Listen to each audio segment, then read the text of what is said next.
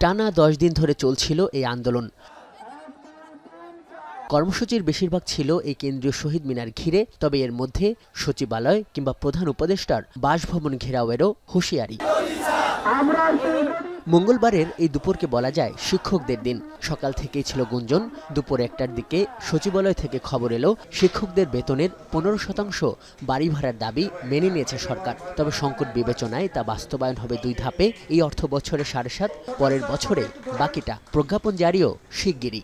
তাদের যে বেতন কাঠামো এবং অন্যান্য সুযোগ সুবিধাদি সেটা যথেষ্ট রকমভাবে কম, এবং আমরা এবং সেই বিষয়ে আমরা সচেষ্ট হব এবং থাকব। এমন এক সময় এই সরকার দায়িত্ব গ্রহণ করেছেন যে অর্থনীতির অবস্থা যথেষ্ট ভঙ্গুর ছিল, তার থেকে উত্তরণের চেষ্টা চলছে। যেই পরিমাণ দাবি ছিল তার যৌক্তিকতা নিয়ে আমাদের কখনোই কোনো সংশয় ছিল না। অবশ্যই যুক্তিযুক্ত দাবি ছিল, কিন্তু সেটা পূরণ করা ছিল অন্যান্য শর্ত সাপেক্ষে আমাদের সম্পদ কতটুকু রয়েছে। সচিবালয়ের এই ঘোষণার পর শিক্ষক প্রতিনিধিরা জানান শ্রীক্ষকরাও কাল থেকে শ্রেণীকক্ষে ফিরবে। ওনারাও কিছুটা এগিয়ে এসেছেন, আমরাও এগিয়ে এসেছি। সব মিলে আমরা একটা সুন্দর সমাধান হয়েছে।